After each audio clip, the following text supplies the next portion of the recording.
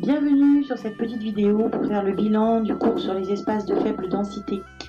Donc ici vous avez une photographie du massif des Cévennes qui était donc l'étude de cas à étudier dans votre manuel.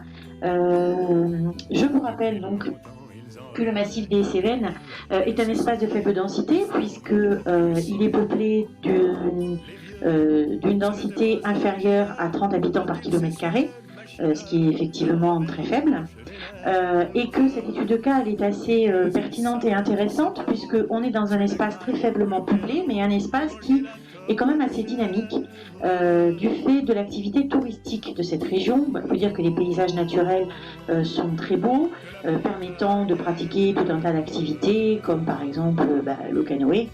Ici, je serais bien.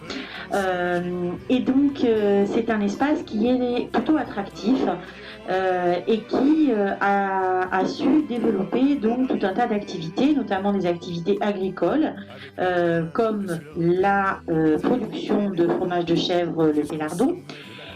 Mais cette activité agricole, et là on rejoint ce qu'on avait vu sur les espaces productifs agricoles, n'est pas isolée, c'est-à-dire que cette activité agricole elle se fait en lien, en réseau avec d'autres activités. Donc ici vous avez l'affiche du printemps du Pélardon de l'année dernière, en mai 2019, et donc avec l'organisation d'un marché de terroir, des dégustations, des animations gratuites, la restauration, on voit bien que cette activité agricole, elle fait le lien avec l'activité touristique et que le Pélardon est aussi un moyen de valoriser un territoire, de valoriser une production locale, et c'est vrai que les touristes, quand ils viennent dans les Cévennes, aiment bien parcourir les petits marchés fermiers, notamment l'été quand il fait beau. Et donc on a là un espace qui est attractif et qui attire de nouvelles populations que l'on appelle des néo-ruraux, donc qui sont des gens qui arrivent des villes et qui cherchent un mode de vie différent de celui de la ville et qui viennent donc reprendre des fermes pour en faire des gîtes, des chambres d'hôtes ou pour y installer une activité qu'ils peuvent pratiquer grâce à une connexion internet bien pratique, d'ailleurs, y compris en ce moment par les temps qui courent. Alors, du coup, je vous avais demandé de travailler sur la carte des espaces de faible densité en France. Donc ces espaces de faible densité, vous les avez ici en jaune. Ils correspondent aux principaux massifs montagneux, donc les Pyrénées, le Massif central, les Alpes, le Jura, les Vosges. Mais on retrouve un élément qu'on avait déjà étudié en début d'année, c'est-à-dire la fameuse diagonale du vide, ou la fameuse diagonale des faibles densités, qui va donc de la forêt des Ardennes ici au nord-est jusqu'aux Pyrénées, à la frontière espagnole. Beaucoup de ces espaces de faible densité sont des espaces attractifs en raison de l'activité touristique. Donc il y a bien évidemment les parcs nationaux, comme dans les Cévennes par exemple, mais aussi et surtout les activités de montagne. Alors ici, sur la carte, il est fait mention des stations de sport d'hiver, mais il ne faut pas oublier que la montagne est aussi un lieu de destination touristique l'été, et cela de plus en plus depuis environ une décennie, où l'on a tout un tas d'activités de pleine nature qui se développent en dehors de la simple saison des sports d'hiver. Mais on a là donc des espaces qui sont très dynamiques puisque leur population augmente au moment de ces saisons touristiques et génère énormément de revenus et de ressources.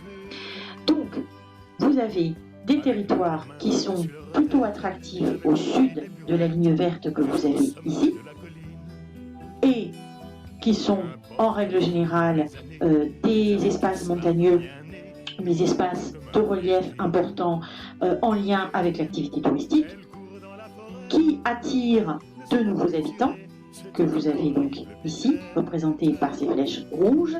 Petit rappel, les flèches représentent les mouvements, donc ici on a une migration de population.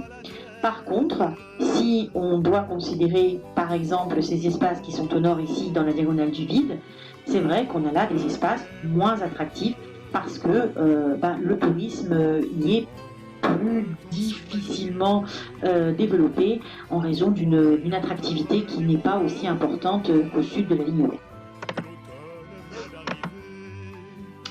Alors ça, c'est la première partie de la carte mentale. Donc, petit rappel sur ces espaces de faible densité, je le disais tout à l'heure, donc 130 habitants par kilomètre carré. Ensuite, ces espaces, ils sont variés, c'est ce que l'on vient de voir, donc les montagnes, la diagonale nord-est jusqu'au sud-ouest, et les campagnes. Et on retrouve évidemment dans ces espaces de faible densité la notion d'éloignement des villes. Ce sont plutôt donc des espaces ruraux éloignés des grandes aires urbaines. Mais ces espaces, pour autant, ne manquent pas d'atouts.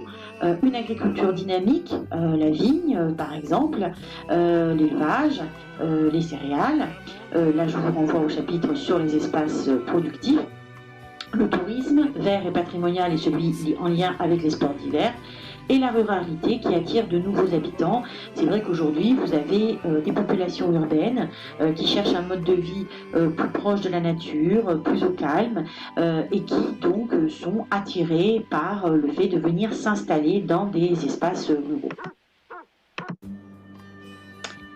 Mais ces espaces de faible densité connaissent un certain nombre de difficultés et de problèmes, et donc ils vont devoir, dans les années à venir, relever un certain nombre de défis. Alors la première information sur laquelle je voulais attirer votre attention, c'est celle de la désertification médicale. Donc vous avez mis une carte des déserts médicaux en France, et donc ces déserts médicaux, ils sont notamment représentés par les couleurs les plus claires, une espèce d'orange pâle ici. Et donc vous constaterez d'ailleurs que le département de la Sarthe fait partie d'un désert médical. Il est de plus en plus compliqué quand on arrive dans le département d'avoir un rendez-vous avec un médecin généraliste, quand on n'est pas déjà dans une liste de patientèle. Il est aussi de plus en plus compliqué d'avoir des rendez-vous avec des spécialistes. Vous avez un certain nombre de spécialistes qui ne prennent plus de nouveaux patients. Et donc, on est bien dans un désert médical. Et ces déserts médicaux, ils correspondent à cette fameuse diagonale du vide que l'on pourrait ici tout à fait retracer. Voilà. Par contre, vous remarquerez que à nouveau, les espaces de montagne touristiques sont plutôt épargnés par ces déserts médicaux. Si vous regardez ici, dans les Alpes, on n'a pas de désert médical. Autour de Clermont-Ferrand, ce n'est pas le cas non plus. Et dans les Pyrénées, ce n'est pas le cas non plus. Donc ça veut dire que ces espaces touristiques, ils restent attractifs aussi parce que il y a des médecins présents, alors que dans le reste de la diagonale du vide, il y en a très peu. Je vous avais aussi montré cette carte. Donc c'est une carte des zones de revitalisation rurale. Donc là aussi, vous allez retrouver les zones de montagne, là les Alpes, les Pyrénées, et ici donc la fameuse diagonale du vide. Ces zones de revitalisation rurale, ce sont les zones que l'État aide pour justement trouver des solutions à la désertification médicale, par exemple. Donc en gros, ce sont des espaces faiblement peuplés, qui sont touchés par la désertification, c'est-à-dire un manque de médecins, un manque de commerce de proximité, parfois un manque d'écoles, et qui donc perdent de plus en plus de population.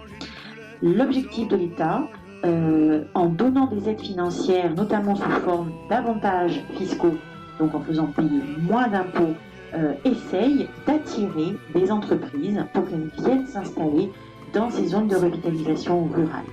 Alors, si on parle d'une entreprise, par exemple d'un commerce de proximité, ça peut être proposer à un boulanger ou à un boucher qui va s'installer dans un petit village de payer moins d'impôts.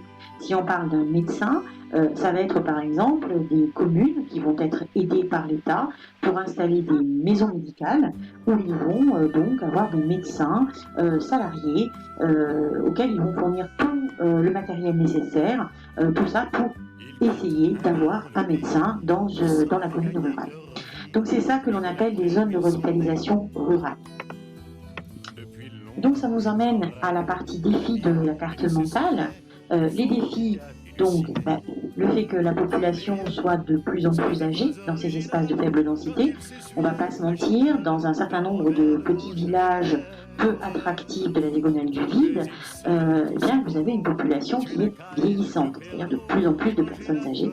Les jeunes, s'il y en a, partent souvent parce qu'il n'y a pas de travail, parce que quand on va avoir des enfants, il n'y a pas d'école à côté, donc on va plutôt vers des espaces urbanisés. En plus, ce sont des espaces qui sont éloignés des services publics et des transports, du fait de la désertification, justement, hein, ces deux éléments-là, ils sont liés. Désertification médicale, absence d'école, absence de commerce de proximité, mais aussi, je parle de transport, de moins en moins de gares, de petites gares dans ces espaces de faible densité, et donc forcément, ça veut dire que pour circuler, c'est beaucoup plus compliqué. Donc les jeunes ont aussi tendance à partir. Et puis, les conflits d'usage qui apparaissent depuis quelques années, entre notamment les agriculteurs et les néo-ruraux, puisque certains néo-ruraux arrivent à la campagne avec l'envie d'un air pur, du calme, etc. Mais ce qui n'est pas toujours compatible avec la vie de la campagne, où les agriculteurs pratiquent leurs activités agricoles. Il peut y avoir parfois des mauvaises odeurs, il peut y avoir l'utilisation de pesticides, il peut y avoir le bruit des moissonneuses-batteuses très tôt le matin. Et donc ça, parfois, ça crée des conflits entre les agriculteurs et les nouveaux habitants de ces espaces. Alors pour relever ces défis, eh bien les acteurs de l'aménagement du territoire doivent être à pied d'œuvre. Ces acteurs, ce sont bien évidemment l'État, mais aussi les collectivités territoriales, les régions, les départements, les communautés de communes. Et donc il s'agit d'aménager le territoire, c'est-à-dire d'essayer de venir en aide à ces espaces de faible densité pour qu'ils soient les plus attractifs possibles et pour trouver des solutions aux problèmes qu'ils rencontrent. On reparlera d'aménagement du territoire dans le chapitre de géographie qui viendra après, celui sur les territoires ultramarins. N'hésitez pas, si vous avez des questions à poser sur ce chapitre, à me contacter via Internet.